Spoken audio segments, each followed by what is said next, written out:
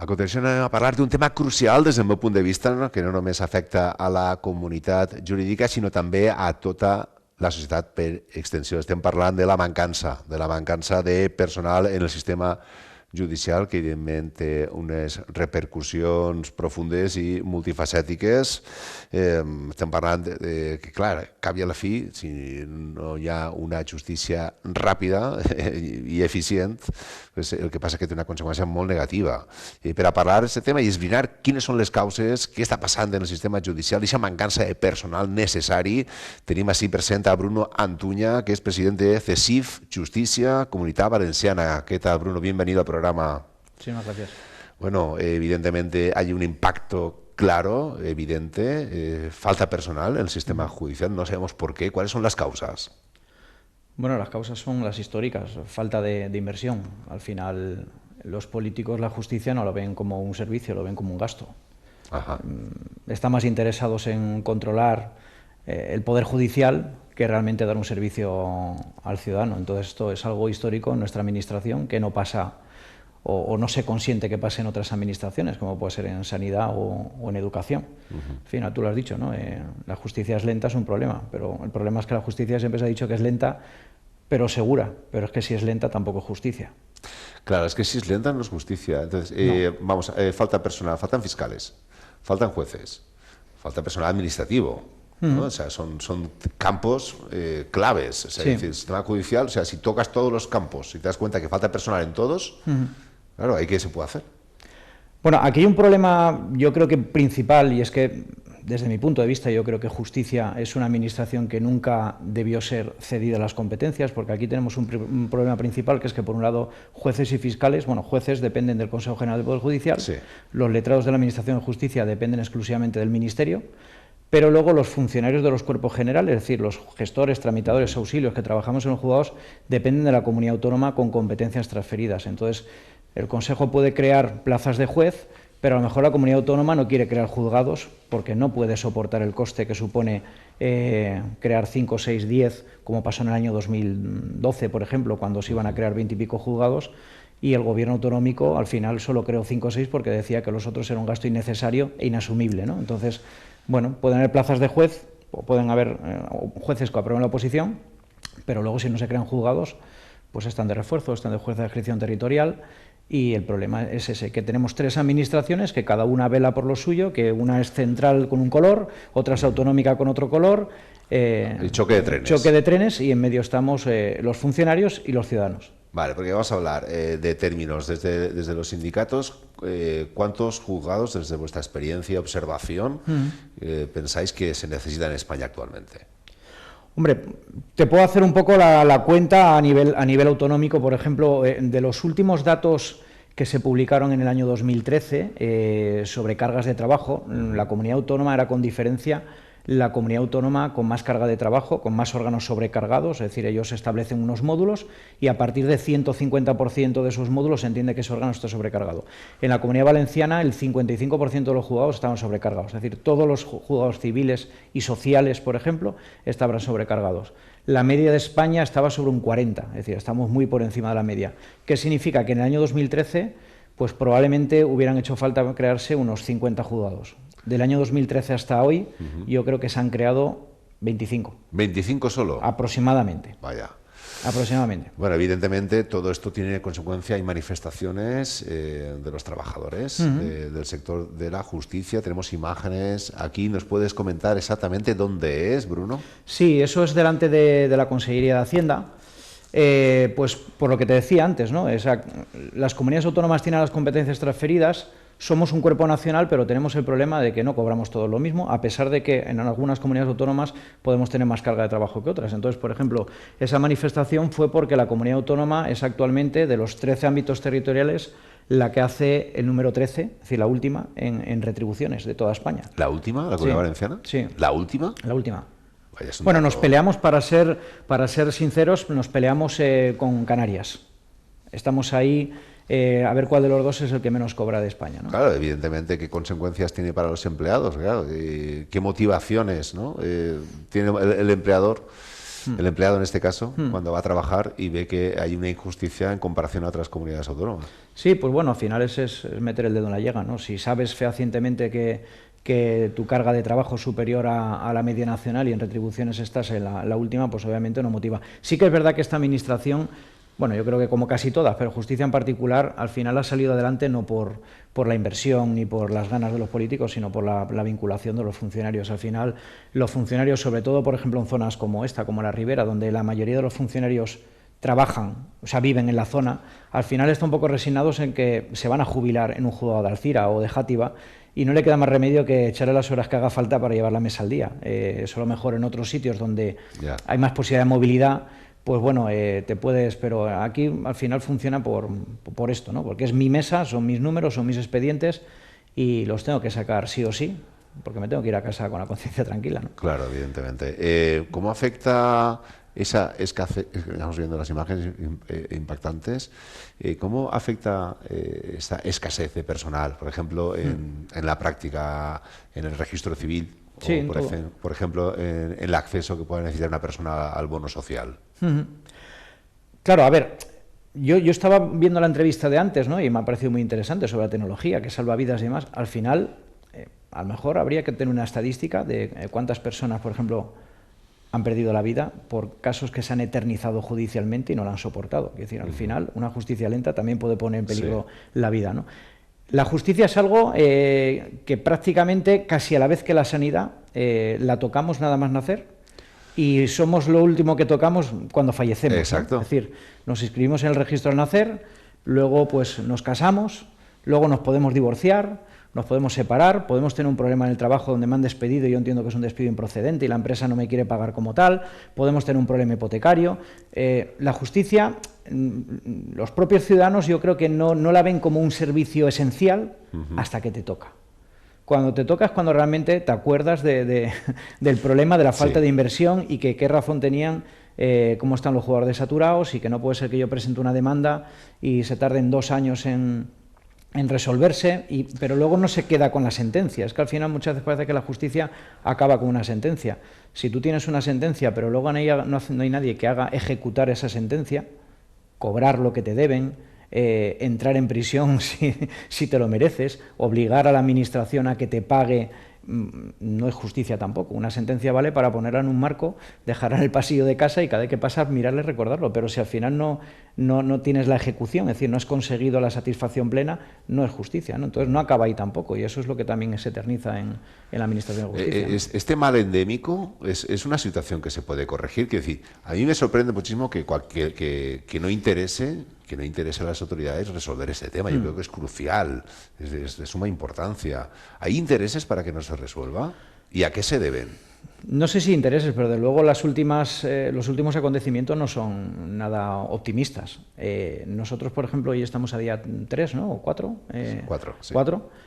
Dentro de 4 días se van a ver afectados centenares de funcionarios interinos que están ocupando plazas de refuerzo, donde una ley, primero el Real Decreto 14 del 2021, que entró en vigor el 8 de julio, y luego la Ley 2021, lo que ha hecho es, por un lado, regulaba que había que bajar la temporalidad, que está muy bien, al 8%, es decir, no se puede tener tantos interinos en la Administración, una plaza si es vacante hay que ofrecerla a oferta de empleo público y tiene que ser cubierta por un funcionario de carrera.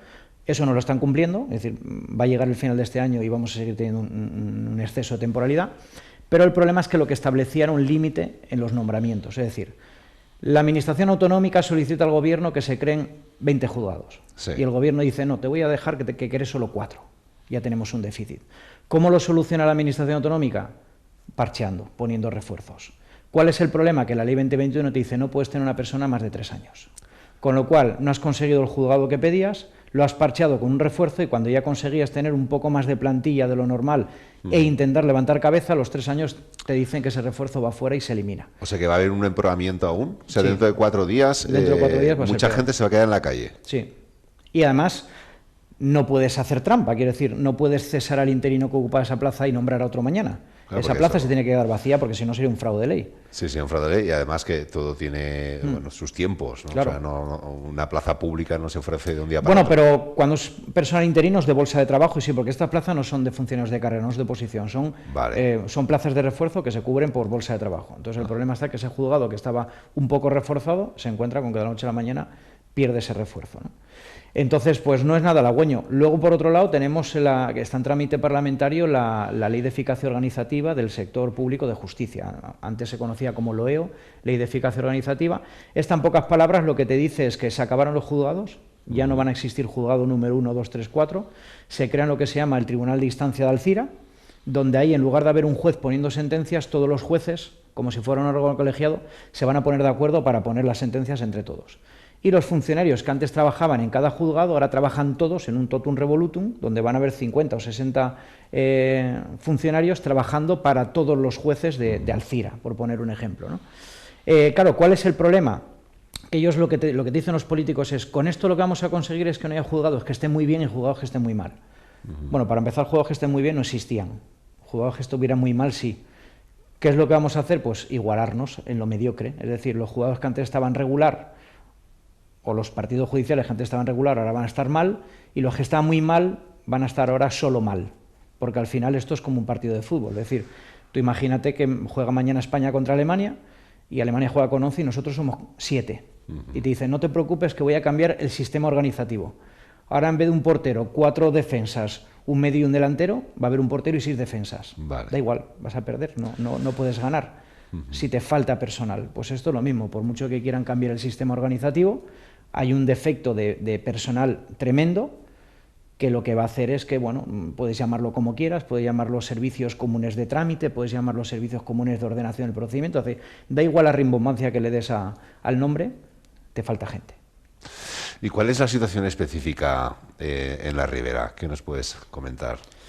Bueno, aquí, por ejemplo, tuvimos un episodio hace unos años, bueno, que también lo sufrieron en Paterna y en Torrent, por ejemplo, en el año 2018, donde aquí había un penal, en juzgado de lo penal de Alcira, que tenía jurisdicción en Alcira, en Játiva y en Ontinyent. Es decir, una alcoholemia, se instruía en Ontinyent y luego esa persona venía al juicio en Alcira.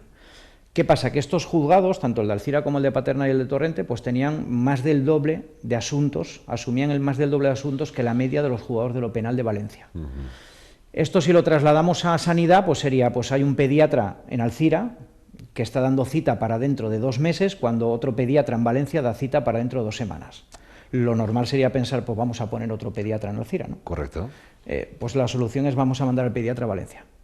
Y eso es lo que se hizo en el año 2018, cogiendo el penal de Alcira, el de Paterna y el de Torrente, que los 3 asumían el doble de trabajo que la media de los penales de Valencia, y los 3 se mandaron a Valencia. De manera que si antes, por ejemplo, un penal de Valencia pues tramitaba 600 asuntos al año y un penal de Alcira 1000, pues ahora todos tramitan 750.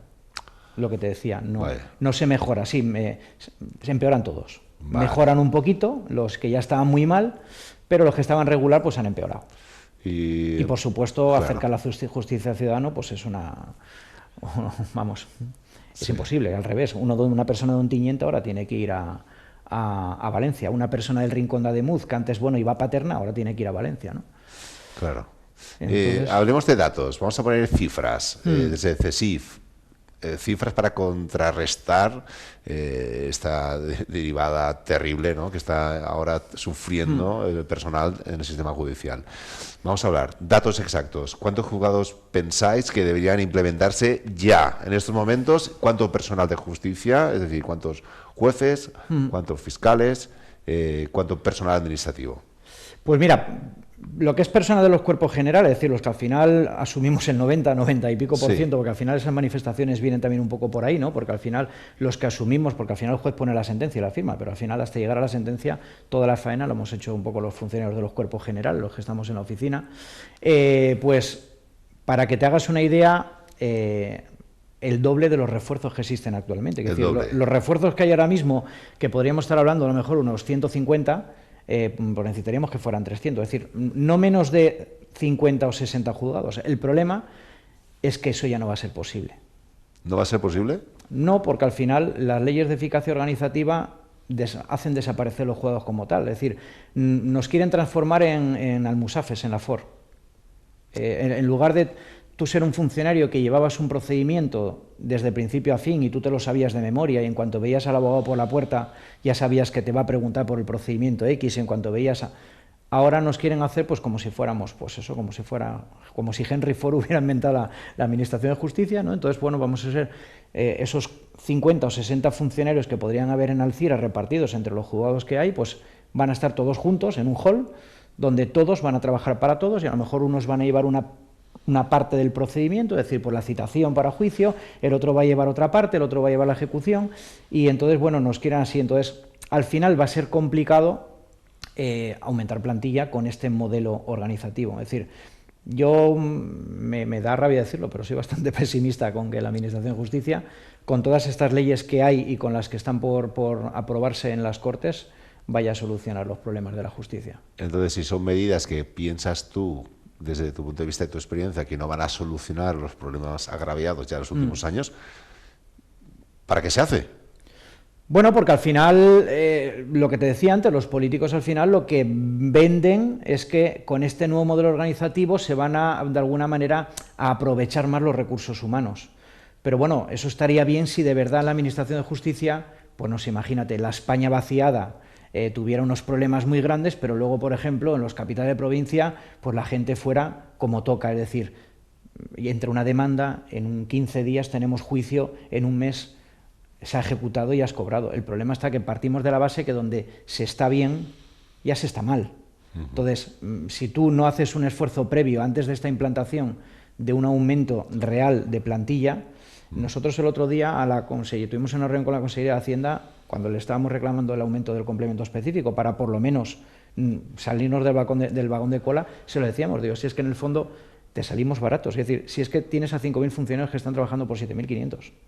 Es que al final es la cruda realidad. Entonces, no veo una solución. Al final, lo que te decía al principio, los políticos sí que tienen mucho empeño en controlar el Poder Judicial, se han también empeñado en que los jueces se lo piensen mucho en entrar a la política. Ahora mismo, por ejemplo, un juez que entra en política luego va a tener 2 años en los que no va a poder ejercer, con lo cual ya hay muchos jueces que están de altos cargos que están renunciando a sus puestos antes de que entre esta reforma en vigor y luego se encuentren con que cuando ya no sean directores generales, a ver qué hago yo, claro. Porque no voy a poder volver a mi juzgado. Entonces, sí que se han preocupado de que los jueces no entren en política, pero ellos, al revés, los políticos que quieren entrar más en la justicia, ¿no? En controlar. Bueno, digo, aprovechando que estás aquí, vamos a hacer un análisis de ese pacto que hubo entre el Partido Popular y el Partido Socialista. Respecto al Consejo General de Poder Judicial, ese reparto de 10-10, ¿no? No sé cómo lo ves tú. A ver, es que claro, luego oyes a Bolaños y no sabe uno qué pensar. Bolaños está diciendo que bueno, que lo que diga el Consejo General actual sobre la gente que hay que proponer y demás, pues que no es vinculante. En pocas palabras está diciendo, bueno, sí es un informe que será obligatorio, pero sí, le puedo hacer caso o no. Le dice luego, creo que fue López Alegría la que salió el otro día diciendo a Feijóo en un partido de fútbol, pues diciendo en pocas palabras que igual es que no sabe lo que firma, ¿no? O sea, llega un momento que uno no tiene muy claro si uno sabe lo que han firmado o no lo saben, o realmente va a ser vinculante, o solamente ha sido un poco para apagar el fuego de que Europa nos quería dejar junto con Hungría y algún país más un poco fuera de la red europea de justicia un poco por la politización de la justicia. A ver, si hubiera voluntad política, el PSOE y PP tienen mayoría absoluta para no modificar la ley orgánica, para modificar la Constitución, y que la Constitución dijera que el Consejo General sería elegido por los jueces. Si no lo hacen es porque no tienen interés de que de verdad sea un consejo democrático, ¿no? Que sea elegido por los jueces. Al final, los jueces se postulan, las asociaciones proponen, pero quien decide quién entra en el Consejo General es el Congreso y el Senado. Bueno, evidentemente, pero también podemos hacer un análisis del Tribunal Supremo, si te parece, y del Tribunal Constitucional. Sí, que es el Supremo del Supremo. Ahora se ha convertido últimamente en el Tribunal de Apelación del Supremo, ¿no? Al final el Supremo dicta doctrina y el Constitucional, pues declara inconstitucional, bueno, al final vamos a tener que acabar indemnizando, ¿no?, a los responsables de la Junta de Andalucía, ¿no?, un poco en vez de ellos pagar por los seres, da la sensación, ¿no? Entonces, bueno, al final, bueno, sí, el Supremo, bueno, lo que pasa que sí que es verdad que el Supremo es un órgano jurisdiccional, es decir, pone sentencias, pero quien decide quién entra en el Supremo, quien decide quién es presidente del TSJ y compañía, es el Consejo General, que es donde realmente los políticos tienen interés en controlar quienes forman parte de ese órgano de gobierno de los jueces, ¿no? ¿Cómo ves tú? ¿Esto se va a solucionar? No sé. ¿O esto entre quien entre, va a continuar? Quiero decir, siempre este discurso lo hemos oído siempre. Quiero decir, sí. Quien controla el Consejo General de Poder Judicial lo controla todo. Si entra, por ejemplo, otro partido, va a suceder lo mismo. O Europa realmente va a decir, ya está bien, apañaos, arreglad esto. A ver, ya pasó.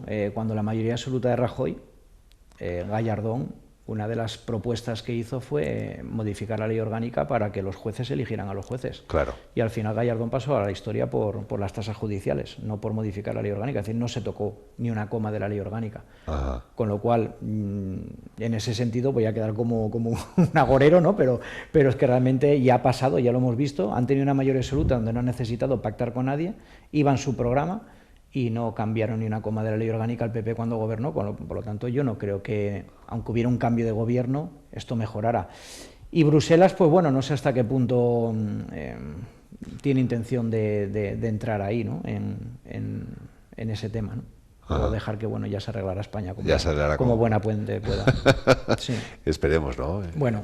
Esperemos. Yo creo que es muy importante eso que has dicho al principio de la entrevista, que cuando nos toca en sanidad, nos toca en educación, la gente sale a la calle, protesta, con todo derecho, evidentemente, porque la educación y sanidad yo creo que son términos mayúsculos en un sistema democrático. Pero en justicia no. Justicia, la gente aún, yo creo que le hace falta realmente pensar que un sistema judicial justo para todos es que debería ser, vamos, preferente, ¿no? Efectivamente. Muchísimas gracias, Bruno. Un auténtico placer, Bruno Antuña, ya saben, presidente de CSIF, Justícia Comunitat Valenciana, te deseamos lo mejor. Y bueno, ya sabes que tenéis las puertas abiertas de CSIF aquí cuando queráis para hablar cualquier tema. Un día hablaremos también de lo que está pasando también en el sistema de vigilancia, en aeropuertos, lo que están pasando también, las penurias que están pasando los vigilantes de seguridad, que es un tema también que me gustaría tratar con vosotros. Muchísimas gracias, Bruno. Muchas gracias. Hasta pronto.